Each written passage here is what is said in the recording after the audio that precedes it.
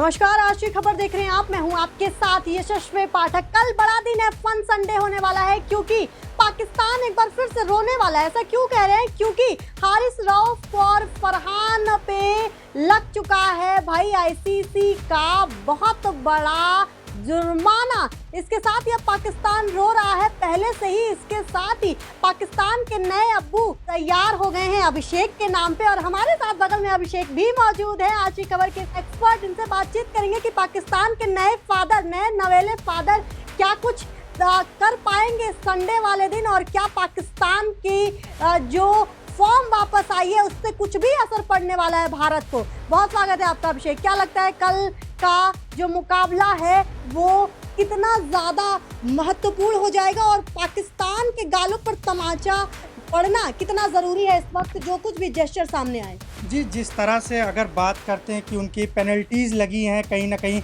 30% उनकी fees cut की गई है, तो इसको लेकर आईसीसी ने एक अच्छा कदम उठाया। ये सबक दिखाया है कि सिखाया है कि आप लिमिट में रह के किसी भी तरह के जेस्चर दीजिए, किसी के देश की भावनाओं के साथ मत खेलिए। इसको लेकर आईसीसी का जो ये फैसला आया है, कहीं ना कहीं हर भारतवासी यशस्वी खुश है। और जाहिर सी बात, आप जिस तरह से बात अपने इंट्रोडक्शन ही शुरुआत में दिया कि पाकिस्तान को नया बाप मिल गया है और उसका नाम अभिषेक है, तो कहीं ना कहीं अभिषेक शर्मा को लेकर आप जाहिर सी बात कर रही हैं। जिस तरह से इस एशिया कप में पूरी तरीके से धूप मचा के रखे हैं, लगातार उन्होंने 3 मैचेस में लगातार 50+ के स्कोर्स बनाए, तो कहीं ना कहीं अभिषेक शर्मा एक डिफरेंट गेम में दिख रहे हैं, एक डिफरेंट जोन में दिख रहे हैं। उनको ये पता चल गया कि उनको ये चीज़ें मैंने देखी है कि वो क्या स्पिनर्स, क्या फास्टर, क्या स्लो मीडियम, वो हर बॉलर्स को हिट करते हैं और उनकी रेंज में आता है तो वो बाउंड्री पार करते हैं। तो कहीं ना कहीं अभिषेक शर्मा के अंदर जो बेखौफपन देखा गया है वो भारत को कहीं ना कहीं फ़ायदा देता हुआ नज़र आया है।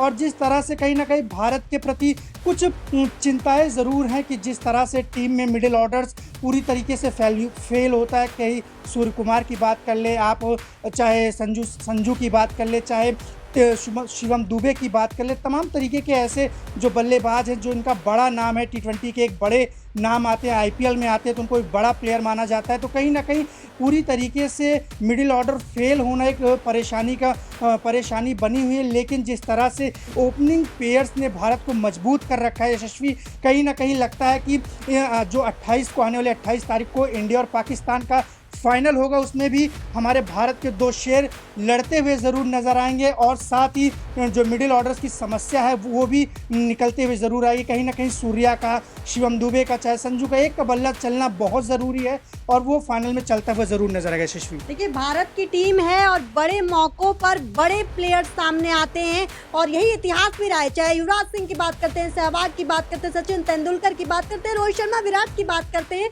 तो फिर नए नवेले पाकिस्तान के अब्बू बने अभिषेक, शुभमन गिल और सूर्य कुमार यादव की बात करते हैं। तमाम जो जितने प्लेयर्स हैं वो सब इस वक्त अब्बू बने हुए हैं, और वो अभिषेक वो दृश्य भी याद आता है क्योंकि इसी एशिया कप में 2 मुकाबले भारत और पाकिस्तान के हो चुके हैं, और पहली ही बॉल पे शाहीन शाह अफरीदी के जो अभिषेक शर्मा ने जो स्वागत किया था, जो छक्का लगाया था पहली बॉल पे, उसी के बाद से काफ़ी ज़्यादा तू मैं भी फील्ड पर ऑन फील्ड नजर आई थी। और बाद में अभिषेक शर्मा ने कहा भी था कि the way they treated me I didn't like it all. तो क्या लगता है कि इस बार भी स्वागत कुछ छक्के से ही करने वाले हैं अभिषेक? देखिए, अभिषेक शर्मा की बात करें तो कहीं ना कहीं वो डिफरेंट प्लेयर है, वो रेंज हिटिंग करता है, तो कोई बहुत बड़ी बात नहीं कि शाहीन शाह अफरीदी को पहले बॉल पे छक्का मारना, उसके लिए कोई बहुत बड़ी बात नहीं। हाँ, नहीं, ये भी हो सकता है कि बहुत बड़ी बात नहीं, क्योंकि पिछले 3 मैचों में देखा गया करीब 20-30 रन से कहीं ना कहीं चूक सा जाता है, और एक मैच में सूर्या की वजह से रनआउट भी हो जाता है। तो कहीं ना कहीं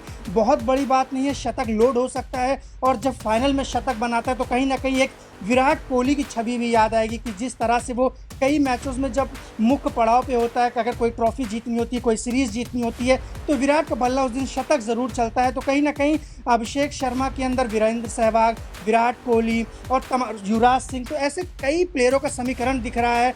कहीं ना कहीं अभिषेक शर्मा एक डिफरेंट प्लेयर दिख रहा है। और यशस्वी, अभिषेक शर्मा की ज़्यादा तारीफ़ें हम लोग कर भी रहे हैं, नज़र न लगे, लेकिन बात होगी शुभमन गिल की भी, जो कहते हैं कि बड़े बड़े प्लेयर्स, बॉलर्स को परेशानी में डाल देता है लगातार। जो ऑन उनकी जो देखिए, मैं उनके शॉट्स को लेकर, वो कवर पे शॉट्स खेलते, ग्राउंडेड शॉट जो खेलते हैं, जो प्रॉपर क्रिकेटिंग शॉट्स होते हैं, तो कहीं ना कहीं गिल को लेकर रिस्क कम होता है, वो रिस्क फ्री क्रिकेट खेलते हैं। और वो इनके अंदर ये देखा जाता है कि वो ग्राउंडेड शॉट खेल के कैसे मैच को मजबूत किया जा सकता है। तो कहीं ना कहीं गिल, अभिषेक शर्मा और दुबे की बात होगी, जो थोड़ा सा लेफ्ट राइट की कॉम्बिनेशन भारतीय टीम बनाने की इस एशिया कप में चाहत रख रही है। कहीं ना कहीं गंभीर का ये फैसला, मैं मानता हूँ कि गौतम गंभीर का ज़रूर का फैसला होगा कि लेफ्ट राइट कॉम्बिनेशन को टीम के अंदर एक के बाद एक का मौका मिले। तो कहीं ना कहीं इस फाइनल में शिवम दुबे को एक बेहतरीन पारी खेलनी चाहिए, ताकि ये पता चले कि भारत का जो मिडिल ऑर्डर है वो मजबूत है। जी लेकिन इन सब के बीच में अगर पाकिस्तान के खेमे की बात करें, क्योंकि इस बात से नकारा नहीं जा सकता है कि फॉर्म वापस आ रही है धीरे धीरे। जैसे जैसे ही आप चाहे बांग्लादेश को हराने की बात करते हैं या श्रीलंका को हराने की बात करते हैं, जैसे जैसे इस टूर्नामेंट में आगे बढ़ रहे हैं, और यही कारण है कि फाइनल में नजर भी आ रहे हैं 41 साल बाद दर्शकों, जी हाँ 41 साल बाद पाकिस्तान और भारत एक दूसरे से भिड़ने वाला है उस 22 गज की पट्टी पर। लेकिन फखर जमान की बात करते हैं, ये वो नाम है जिसने चैंपियंस ट्रॉफी में एकमात्र जीत दिलाई थी वनडे क्रिकेट में, और वही आज तक पाकिस्तान चिल्लाता रहता है, कहीं हिस्ट्री रिपीट ना हो जाए, ऐसा पाकिस्तान के विश्लेषक कह रहे हैं। यही टेंशन थोड़ा सा जब ये रिकॉर्ड करने से पहले ये सोच रहा था कि एक बार चैंपियंस ट्रॉफी में फ़खर जमान का नाम का एक प्लेयर आता है पाकिस्तान टीम के अंदर, नया नया वो प्लेयर आता है और कहीं ना कहीं चैंपियंस ट्रॉफी को भारत के हाथ से छीन लेता है। हालांकि उस मैच में कहीं ना कहीं एक ऐसा भी होता है कि जब पाकिस्तान कहीं ना कहीं प्लेयर्स की दिक्कत थी, तो उस एक प्लेयर कहीं ना कहीं उस दिन चल जाता है, तो कहीं ना कहीं फ़खर जमान का उस दिन भी कहा जा सकता है। लेकिन जिस तरह से फ़खर जमान पूरी तरीके से फ्लॉप पिछले 1 सालों में मैं देखा हूं कि फ़खर जमान की कोई ऐसी बड़ी इनिंग नहीं है जिससे पाकिस्तान को फ़ायदा मिले। और जिस तरह से मैं पाकिस्तान टीम को एक ये चीज़ कहना चाहूँगा, उनका ओपनिंग जो बैट्समैन सैम अयूब है वो आके विकेट्स ले रहा है, और जो विकेट लेने वाला अफरीदी है वो कहीं ना कहीं हिटिंग कर रहा है, तो ये कोई कॉम्बिनेशन बैठ नहीं रहा। हाँ, तो कहीं ना कहीं ना बॉलर्स ना बैट्समैन समझ नहीं आ रहा है कि ये कौन सी पाकिस्तान टीम लेकर आया है, कौन से रोल में अफरीदी बैट्समैन है कि बॉलर्स है कि सैम अयूब बॉलर है कि बैट्समैन, ये कुछ समझ नहीं आ रहा है। और पाकिस्तान पूरी तरह इस एशिया कप में फेल नज़र आ रही है। जी ये वही सैम अयूब हैं जिनके लिए पाकिस्तान के एक्सपर्ट्स कह रहे थे कि 6 छक्के लगाएंगे 6 बालों पर बुमराह को। तो अब पिछले तो डक्स पे आउट हो रहे थे, देखना होगा कि फाइनल में क्या करके जाएंगे। लेकिन उससे पहले बातचीत थोड़ी सी टॉस के बारे में भी कर लेते हैं। अब बड़ा मैच है, बड़ा टूर्नामेंट है, एशिया कप भारत 6 बार जीत चुका है, और ये 7वीं बार अगर भारत मुहर लगाएगा तो कहीं ना कहीं इसमें कोई दो राय नहीं है कि भारत सबसे बेहतर एशिया की टीम है। लेकिन उसके बीच में टॉस इंपॉर्टेंट हो जाता है। इस सब के बीच में दुबई की पिच है, कुलदीप यादव फॉर्म में है, कुलदीप यादव गेम में रहेंगे। बुमराह की बात करते हैं, पिछला मैच अच्छा नहीं गया, लेकिन उसके बाद भी हम उम्मीद करें, हमारे सुपरस्टार है बुमराह, तो उनका फॉर्म किस तरीके से खेलेंगे वो भी इंपॉर्टेंट हो जाएगा। लेकिन अभिषेक, शोएब अख्तर ने एक बात कही है, उन्होंने कहा कि भारत को उसकी औकात दिखा दो, अकड़ तोड़ने का टाइम आ गया है। अगर इन केस पाकिस्तान को वो लीड मिलती है और भारत हार जाता है, तो इस तरीके के स्टेटमेंट्स आना, और क्या लगता है कुछ बहुत बड़ा स्टेटमेंट देना है, क्योंकि पाकिस्तान और भारत में ज़मीन आसमान का अंतर है। नहीं, ये बड़बोलापन है शोएब अख्तर का, कहीं ना कहीं शोएब अख्तर का ये बड़बोलापन है यशस्वी की भारत की उसकी औकात दिखा देनी चाहिए। पाकिस्तान को मैं बताया तो वो प्लेयर्स क्या लेकर आए हैं उनको खुद नहीं पता, जो बॉलिंग करने वाला है वो बैटिंग कर रहा है और बैटर्स जो है वो बॉलिंग कर रहे हैं। तो कहीं ना कहीं पाकिस्तान पूरी तरीके से इस एशिया कप में फेल नज़र आई है। और इसको लेकर अगर ये शोएब अख्तर इस तरह का बयान देते हैं कि भारत को उसकी औकात दिखा देनी चाहिए, तो कहीं ना कहीं वो पिछले 2 मैचों में हमने उनकी औकात दिखा दी है, और ये तीसरा मैच है और उनको मुंह की खानी पड़ेगी। और ये शोएब अख्तर का कहीं ना कहीं यशस्वी बड़बोलापन है और कुछ नहीं है। उनकी बौखलाहट बता रही है कि भारत कहीं ना कहीं एक मजबूत टीम है, और एशिया कप के अंदर भारत को हराना पाकिस्तान कभी नहीं हरा सकता। इसको लेकर ये ऐसे दबाव वाले बयान देते रहते हैं ताकि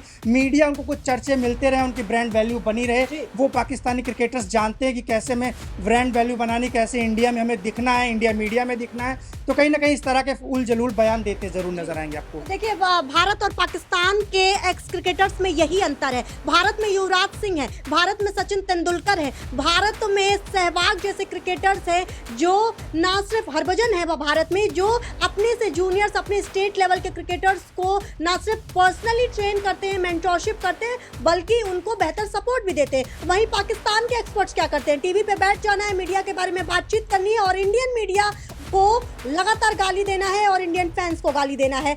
जवाब कल शाम में मिल जाएगा, जब पाकिस्तान के मुंह पर वही तमाचा पड़ेगा जो एशिया कप में 2 मैचों में मिलता आ रहा है। एक तरफा अगर जीत जाए भारत तो कोई बड़ी बात नहीं होगी, लेकिन कुछ चीजें हैं जो भारत को सही करने की जरूरत है। ऑन फील्ड कैचिंग की बात करते हैं और ड्राइविंग की बात करते हैं, तमाम चीजें हैं जो एंगल्स ठीक करने की जरूरत है। लेकिन भारत की टीम है ये भाई, और ये भारत नई भारत है, ये छेड़ोगे तो छोड़ेगा नहीं। ये अभिषेक शर्मा ने पिछले मैच में करके दिखाया था। अब 8 के 9 जो क्रिकेटर्स हैं, जो 11 लोग जो खेलेंगे मैच में, वो सब इस बार छेड़ोगे तो छोड़ेंगे नहीं। देखते रहिए आज की खबर। मैं थी आपके साथ यशस्वी पाठक।